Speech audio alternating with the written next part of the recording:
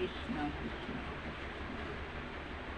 মেত্ৰই ওচৰলৈ বিদুৰৰ গমন দুলৰি।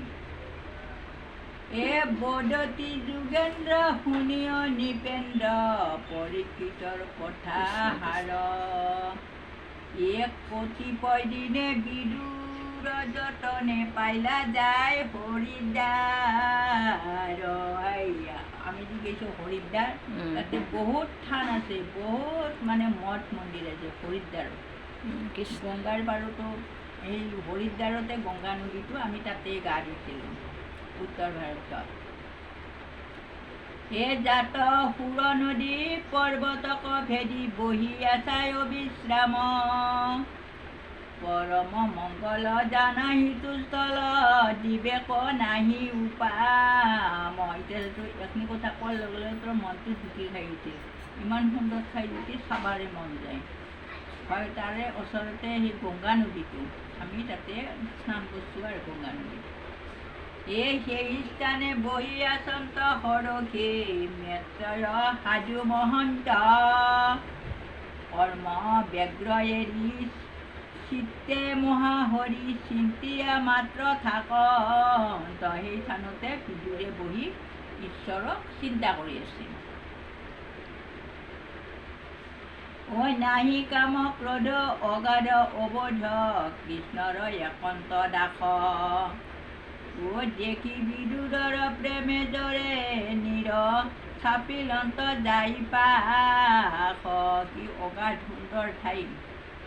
এ জয় কৃষ্ণ ভৰি দণ্ডৱতে পৰে নমিলন্ত যাই পাৱে। পাছে ধৈৰ্য ধৰি কৰজোৰ কৰি উচিলন্ত প্ৰেম ভাৱে। এই মেত্ৰই ক্ষুব্ধ, তাতে তেওঁক লগ পাইছিল। হে বদতি বিদুৰ শুনা মুনিবৰ আজি কিনো মৰ ৰংগ। ও কৃষ্ণৰ কৃপাত আহিয়া সাক্ষাৎ লভিলো তোমাৰ সংগ। মোৰ আজি মহাভাগ্য, এই মেত্ৰক কৈছে বিদুৰে, আজি তোমাক আহি লগ পালোঁ, মোৰ আজি মনটো বহুত আনন্দ। বিদুৰে কৈ আছে মেত্ৰক। সেই ঠাইডোখৰে বৰ সুন্দৰ ঠাই, নিজে চকু দি চাই আহিছোঁ। এ আৱে মোৰ বাপ খন্দিয় কতাপ প্ৰশ্নৰ দিও উত্তৰ। সুখক আশাই কৰ্ম আচাৰয় সংসাৰৰ যতনৰ। কিন্তু এই নৰবিলাকে সুখ ভাবি ভাবি বহুত কৰ্ম কৰে, কিন্তু সুখ নাপায়।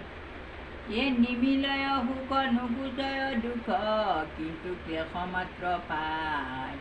এতিয়াকে আমাৰো কোন কৰ্মহাৰ কহিয়ক তাক বুজায়। গতিকে কৰ্ম কৰি থাকে সুখৰ কাৰণে, কিন্তু সুখ নিমিলে, মানে দুখহে পায়। এতিয়াকে আমাৰ কোন কৰ্মহাৰ, এতিয়া আমাক মেত্ৰই এই বিদুৰে প্ৰশ্ন কৰি আছে।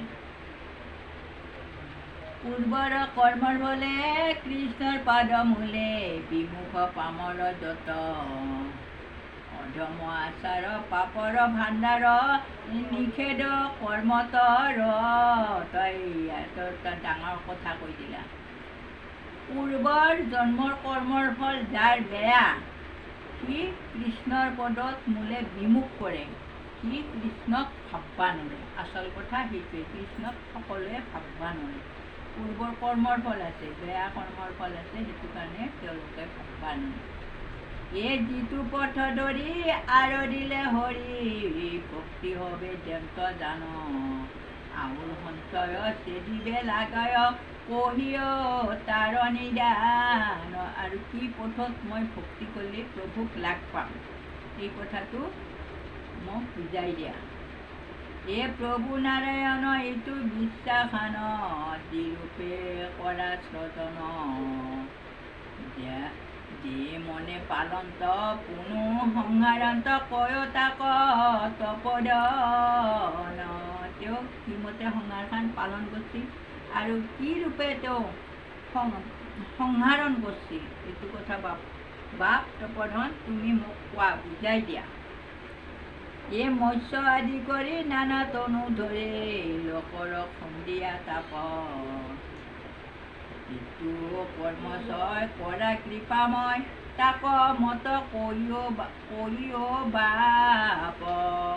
বাপ কি কৰ্ম কৰিলে আমি প্ৰভুক পাম লাভ এইটো কথা মোক কোৱা এই যদুলে কৈ আছে নিশ্চয় এ কৃষ্ণৰ কথামৃত পাই আমাৰ চিত্ত ত্ৰিপিতি বাঢ়িয়া যায় যেন ক্ষুধা তোৰে অমৃতক প্ৰিয়া আনন্দৰ সীমা নাই জানে ভোকত থকা মানুহজনে বিৰাট ভোক লাগি আছে কিন্তু তেওঁৰ কৃষ্ণৰ কথা শুনাতে অমৃত পিয়াদি পি আছে আনন্দৰ সীমা নাই কৃষ্ণৰ কথাটো বহুত আনন্দ আমাৰ আনন্দ ক'ত থাকে য'ত কৃষ্ণৰ নাম থাকে ত'তে আনন্দ থাকে আৰু সকলো ঠাইত আনন্দ নাথাকে তেওঁক যদি আমি ভাবিব পাৰোঁ আমাৰ আনন্দ আহে এই যিটো তত্ত্বগুণে প্ৰভু নাৰায়ণে ব্ৰহ্মাণ্ড কৰা নিৰ্মাণ জাত প্ৰাণী ছয় নিবাস কৰয় প্ৰতীক্ষে দেখি প্ৰমাণ য'ত প্ৰাণী বাস কৰে থাকে প্ৰতীক্ষে দেখি প্ৰমাণ এইবিলাকতে প্ৰমাণ দেখুওৱা হৈছে এই জীৱ সমস্তৰ নাম ৰূপ কৰ্ম যিমতে কৰে মাধৱ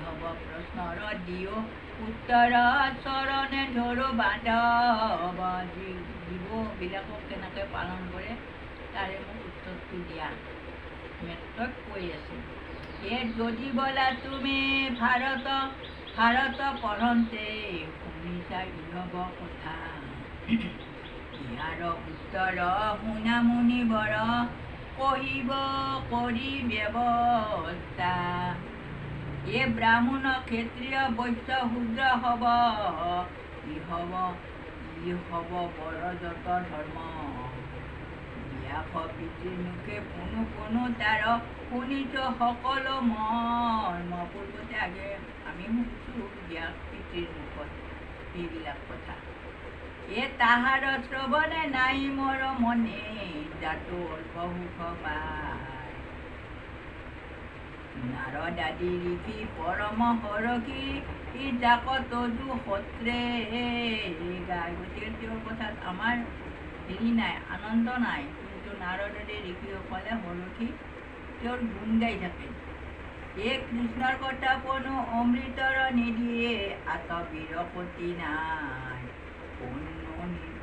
দাৰুণে কৃষ্ণৰ কথামৃত বিৰকতি হইবে পাৰে কৃষ্ণৰ কথাত আমাৰ বিৰকতি নাই বেজাৰ নাই দুখ নাই আৰু কোন নিদাৰুণে কৃষ্ণৰ কথামৃত বিৰকতি হইবে পাৰে কোনে নিদাৰুণ যাৰ বহুত জনমৰ পাপ আছে সেইবিলাকে নৰে শুনিবা এ পুৰুষৰ কৰ্ণ পথে প্ৰৱেশিয়া চেদ কৰো গৃহৰতী যেন কৃষ্ণৰ কথা নুশুনিবে সদা কোনো অধম মতে মই কৃষ্ণৰ কাৰণে প্ৰভুৰ কাৰণে ঘৰ গৃহস্থী সকলো মই বাদ দিলোঁ ছেদ কৰা গৃহৰতী মই চব বাদ দিলোঁ এই হেন কৃষ্ণৰ কথা নুশুনিবে সদা কোনো অধম দুহসা ব্যাসে এই অবিলাকে কহিলা ভাৰত ছয় ব্যাসে আৰু ভাৰত মহাভাৰত এ হেন বা কৃষ্ণৰ কথা তল কৰ কুণ্ঠিত মতি হয় কৃষ্ণ